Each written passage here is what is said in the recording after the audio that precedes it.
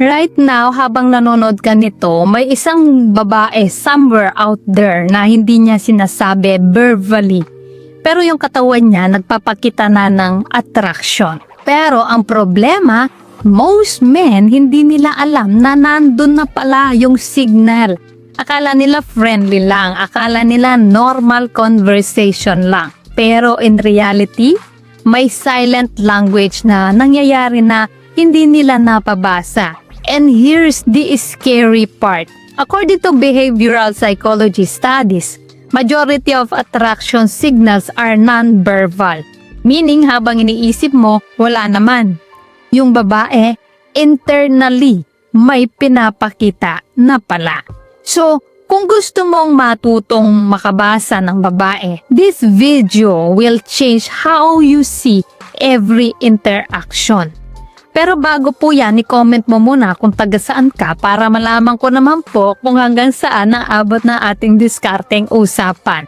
At syempre huwag mo kalimutang i-like ang video na to, mag-subscribe at i-hit ang notification bell para lagi po kayong updated sa mga love tips natin tuwing may bagong upload.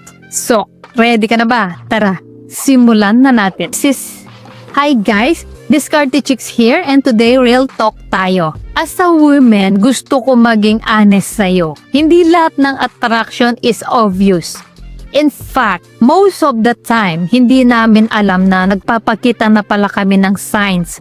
It's instinct. It's obvious. It's subconscious. It's psychology. So, ang gagawin natin ngayon, i-breakdown natin yung 4 body signals na lumalabas kapag may attraction ng babae. Pero hindi lang basta list, i-explain natin. Bakit nangyayari? Ano ibig sabihin? At paano siya madalas ma-miss ng guys? And yes, may konting playful truth din tayo dito kasi let's be honest. Attraction is not always serious. Sometimes it's a little bit flirty, a little bit dangerous, and a little bit fun. So quick context muna bago tayo pumasok sa signals. In communication psychology, especially body language research, words are the least reliable form of emotion. Why? Kasi controlled siya. Pero body language, automatic, subconscious, ay emotional. Meaning, kahit anong sabihin ng babae, yung katawan niya ang mas honest. And in attraction, there's something called leakage behavior. Ibig sabihin, kapag may nararamdaman ng tao, lumalabas ito sa small movements ng katawan. Hindi sinasadya, hindi planado, pero visible. So sign number 1, the neck. Let's go deeper kapag ang babae hinawi ang buhok niya habang kausap ka. Tilted ang head habang nakatingin sa'yo. Or hinahawakan ang leeg niya habang nag-uusap kayo. Psychologically, this is called vulnerability display. Bakit neck? Kasi ang neck is one of the most sensitive and vulnerable parts of the body. So kapag exposed siya, it signals, I feel safe around you.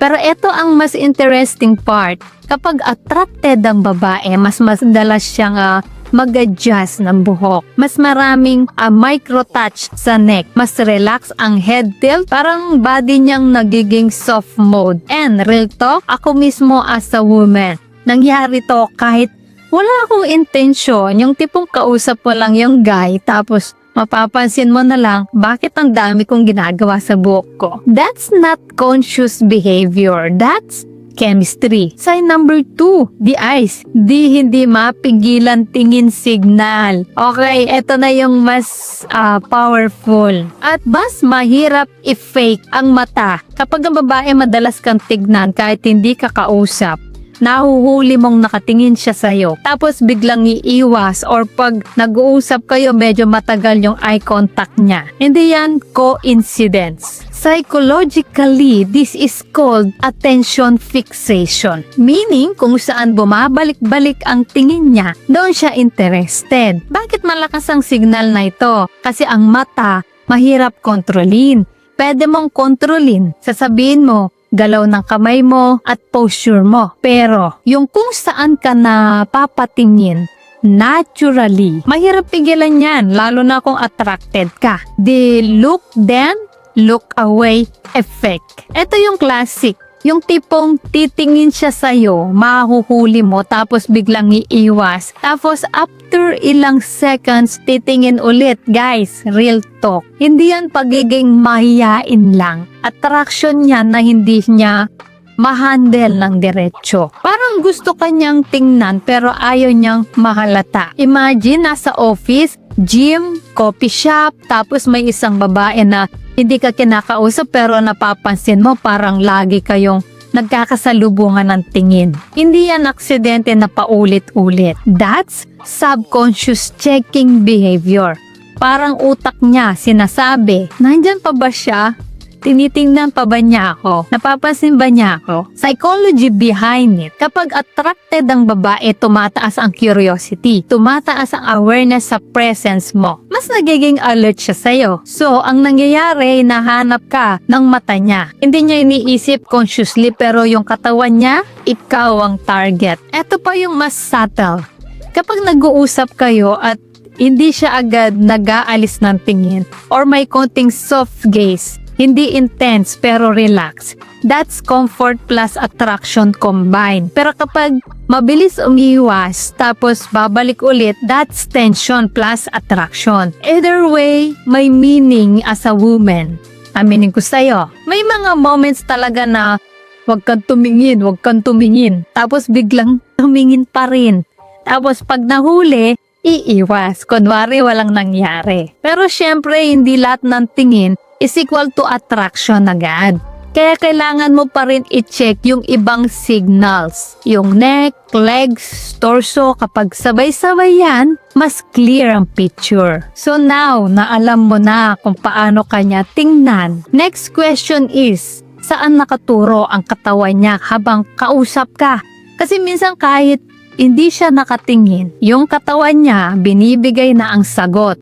And that leads us to sign number 3, legs. Most honest signal, no control zone. Okay, ito na yung pinaka-reliable, ang legs. Bakit? Kasi hindi siya madaling i-control consciously. Kapag ang babae nakaturo yung paa niya sa'yo, kahit sa group settings, ikaw ang direction or umiikot siya subtly papunta sa'yo. That is interest direction behavior. Meaning kung saan nakaturo ang katawan, doon ang atensyon. Now, let's go deeper. Kapag attracted ang babae, mas active ang leg movement. Slight shifting.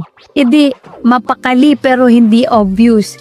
This is caused by dopamine plus adrenaline response. Ibig sabihin nito is excited siya emotionally. Hindi ibig sabihin kinakabahan siya sa'yo. Pero yung presence mo is creating stimulation. And here's something funny. Minsan sinasabi ng babae, chill lang ako. Pero yung paa niya, hindi chill. So, signal number 4, torso, the emotional center signal. Now, this one is very important kapag ang babae nakaharap sa'yo ang buong katawan. Hindi side angle, hindi half turn, full frontal orientation. That means full attention engagement. Sa psychology, ang torso orientation is linked to emotional focus. Kasi ang katawan naturally protects vital organs. So kapag fully open siya sa'yo, it means I trust this interaction. And trust is the root of attraction. Now, here's this subtle part most men miss. Kapag attracted ang babae, she leans slightly forward. She stays longer in conversation. She doesn't angle away and sometimes hindi niya alam ginagawa niya yon. I remember personally, nasa group setting ako, may gaya kong type, and later ko lang nakita sa picture yung katawan ko nakatutok sa kanya the whole time. My brain talking to everyone. My body already decided. So common mistake ng mga lalaki. Let's be real here. Most men fail not because walang signal, but because they don't recognize timing. They overthink or they assume friendly lang. So what happens? Opportunity passes. And later they ask, may chance ba ako? When in reality, meron na pala noon. Signals come in clusters. Important to understand, hindi isa-isa lumalabas ang signals. Usually, neck plus wrist plus legs plus torso is equal to strong attraction. One signal only is equal to maybe coincidence.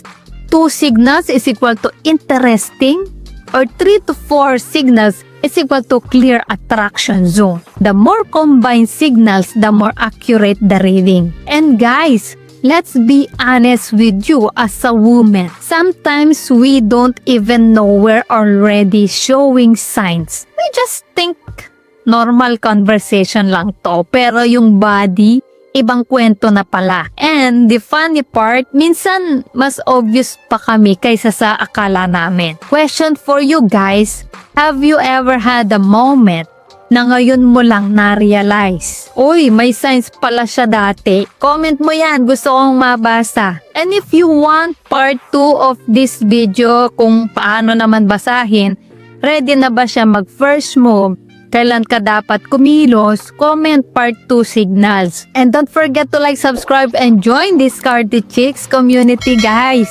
So, ayan mga ka-Discarded Chicks, sana ay may natutunan po ko yan sa video natin ngayon. Ay syempre, bago pa tayo matapos, shoutout muna sa ating mga masugid na taga-panood at taga-suporta na sina Jeffrey Ponce na laging nakaabang sa atin na taga-Tarlac, Reynaldo Panuayan, taga-South Cotabato, Gerkil Felicilda, taga-Southern Leyte, na lagi rin nakasubaybay, Ismail Mail from Malaysia, James Rosales watching from Alfonso, Tagaytay, Cavite, Saturnino Aquino watching from Badian, Cebu, Philippines, Joe Lubang Sr. from Greenwood, USA, Edwin Cabrera watching from Rosario, Cavite, Angelo Ferrer taga Bicol, Willie Morales watching from Agu, La Union, Albert Cuare from Boracay, Sandril from Angeles, Pampanga, Philippines, Bayani Manzo watching from Bataan, Roger Diamante ng Cebu, at kay Glicerio Cabrera ng Manila. Guys, maraming salamat po sa suporta panonood mga ka-Discarded Chicks. Dahil po sa inyo, patuloy at lalo po akong ginaganaan gumawa ng mga content na makakatulong at makakaaliw. At para naman po sa mga hindi pa na-shoutout, gusto mong ma-shoutout sa next video, i-comment lang ang hashtag ka-Discarded Chicks at sabihin ko anong topic ang gusto mo pag-usapan natin next. Kung nagustuhan mo ang video na ito, ay huwag kalimutang mag-like, mag-subscribe at i-share ito. So guys, this is Discarded Chicks, the love mentor na lagi nandito para sa mga diskarteng pag-ibig. Kita-kits sa next video. Maraming salamat sa panonood. Ingat kayo palagi. Let's spread love.